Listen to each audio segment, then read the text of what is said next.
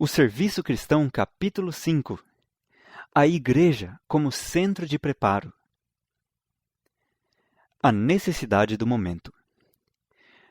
O que agora se necessita para a edificação de nossas igrejas é do aprazível trabalho de obreiros sábios para discernir e desenvolver talentos na igreja, talentos que possam ser preparados para o uso do Mestre.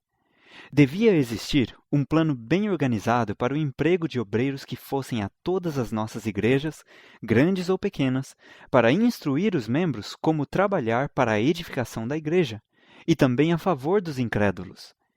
Instrução e educação é que são necessários. Os que estão empenhados em visitar as igrejas devem ensinar aos irmãos e às irmãs os métodos práticos de fazer trabalho missionário. Deus espera que sua igreja discipline e prepare seus membros para a obra de iluminar o mundo. Deve prover-se instrução que leve centenas de pessoas a entregarem aos banqueiros os seus valiosos talentos. Pelo uso desses talentos, revelar-se-ão homens que estarão capacitados para ocupar posições de confiança e influência, e manter princípios puros e incontaminados. Far-se-á, assim, muito bem para o Mestre. Cada obreiro deve ser conscienciosamente eficiente. Então, em sentido elevado e amplo, pode ele apresentar a verdade tal qual é em Jesus. Não deve haver demora nesse bem planejado esforço por educar os membros da igreja. O maior auxílio que se pode prestar a nosso povo é ensiná-lo a trabalhar para Deus e a nele confiar, e não nos pastores. É evidente que todos os sermões pregados não produziram grande colheita de obreiros abnegados. Deve considerar-se que este assunto envolve os mais graves resultados. Está em jogo o nosso destino eterno. As igrejas estão definhando porque os seus talentos não foram empregados para difundir a luz. Devem ser dadas instruções cuidadosas que serão como lições do Mestre, para que todos utilizem a sua luz. Tem havido demasiado pregar sermões para o povo, mas têm eles sido ensinados a trabalhar por aqueles por quem Cristo morreu? Tem-se delineado um ramo de trabalho, colocando-o ante eles de tal modo que cada qual viu a necessidade de tomar parte na obra? É pela educação e pela prática que as pessoas devem ser habilitadas a satisfazer qualquer emergência que possa surgir. E é necessário sábio planejar para colocar a cada qual em sua devida esfera, a fim de que possa obter uma experiência que o habilite para assumir responsabilidade. O programa missionário da Igreja. Muitos teriam boa vontade de trabalhar se lhes ensinassem a começar. Necessitam ser instruídos e animados. Toda a igreja deve ser uma escola missionária para obreiros cristãos. Seus membros devem ser instruídos a dar estudos bíblicos, em dirigir e ensinar classes da escola sabatina, na melhor maneira de auxiliar os pobres e cuidar dos doentes, de trabalhar pelos inconversos. Deve haver cursos de saúde, de arte culinária, em classes e vários ramos de serviço no auxílio cristão. Não somente deve haver ensino, mas trabalho real, sob a direção de instrutores experientes.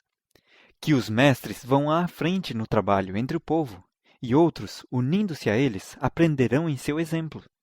Um exemplo vale mais do que muitos preceitos. Preparo especial. Para educar o povo nos princípios da reforma de saúde, é necessário que se façam maiores esforços.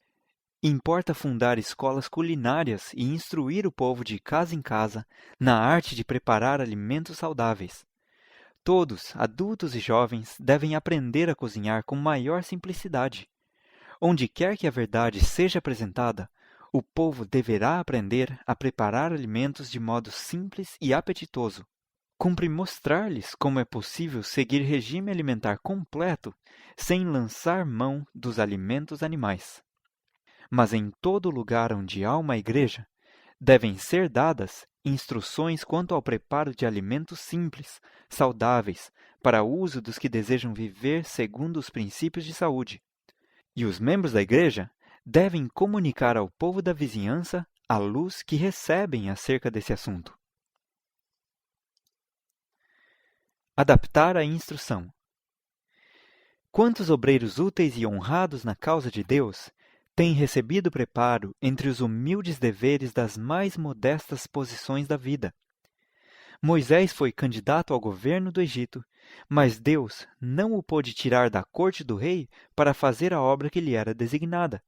Somente depois de ele haver sido por 40 anos um fiel pastor, foi enviado como libertador de seu povo. Gideão foi tirado da eira para ser o instrumento nas mãos de Deus para livrar os exércitos de Israel. Eliseu foi convidado a deixar o arado e atender ao mandado do Senhor. Amós era agricultor, lavrador do solo, quando Deus lhe deu uma mensagem a proclamar. Todos quantos se tornam coobreiros de Cristo terão a executar grande quantidade de trabalho penoso, desagradável, e suas lições devem ser sabiamente escolhidas e adaptadas às suas peculiaridades de caráter e à obra que eles têm de realizar. Responsabilidade quanto a prover instrução. Quando homens promissores e hábeis se convertiam, como no caso de Timóteo, Paulo e Barnabé procuravam zelosamente mostrar-lhes a necessidade de trabalhar na vinha. E quando os apóstolos partiam para outro lugar, a fé daqueles homens não vacilava, antes aumentava. Haviam sido fielmente instruídos no caminho do Senhor, e se lhes ensinara como trabalhar abnegadamente, fervorosamente, perseverantemente pela salvação de seus semelhantes. Esta cuidadosa instrução aos novos conversos era um importante fator no êxito notável que acompanhava Paulo e Barnabé, pregando eles o Evangelho nas terras gentílicas. Ao estabelecerem-se igrejas, deve-se-lhes apresentar o fato de que é mesmo dentre elas que hão de sair os homens que devem levar a verdade a outros e levantar novas igrejas. Pelo que todos devem trabalhar, cultivar o máximo possível os talentos que Deus lhes deu e exercitar a mente para se empenhar no serviço de seu Senhor. Os movimentos missionários estão sendo continuamente embaraçados por falta de obreiros com a devida espécie de espírito, obreiros devotados e piedosos que representem devidamente a nossa fé. Muitos há que devem tornar-se missionários, mas que não entram nunca no campo, porque os que estão ao seu lado na igreja ou em nossos colégios não se preocupam em trabalhar com eles, expondo diante de seus olhos as exigências de Deus quanto a todas as suas faculdades, e não oram com eles e por eles. Aqueles a cujo cargo se encontram os interesses espirituais da igreja devem formular planos e meios pelos quais se dê a todos os seus membros alguma oportunidade de fazer uma parte na obra de Deus. Nem sempre foi isso feito em tempos passados. Não foram bem definidos nem executados os planos para empregar os talentos de cada um em serviço ativo. Poucos há que avaliem devidamente quanto se tem perdido por causa disto. Em toda a igreja, devem os membros ser adestrados de tal maneira que dediquem tempo para ganhar almas para Cristo. Como poderá ser dito da igreja, vós sois a luz do mundo, a menos que seus membros estejam realmente comunicando luz? Despertem e compreendam seu dever, os que estão encarregados do rebanho de Cristo, e ponham muitas almas a trabalhar. Escolher oficiais habilitados para instruir. Grande cuidado se deve exercer na escolha de oficiais para as igrejas novas. Que estes sejam homens e mulheres inteiramente convertidos.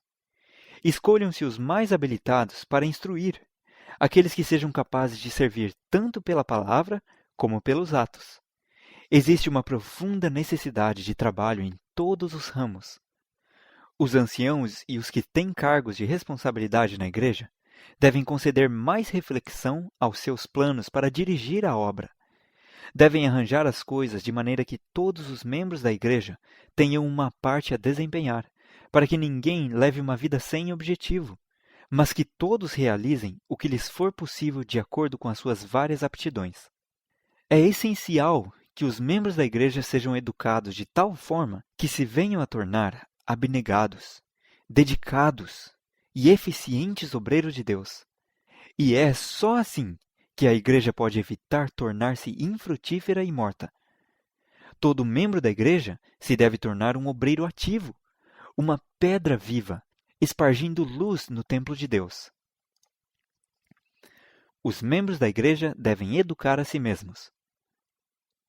Os membros da igreja precisam trabalhar. Devem educar a si mesmos, esforçando-se por atingir a elevada norma que lhes é proposta. Para isso, o Senhor os auxiliará, se eles cooperarem com Ele.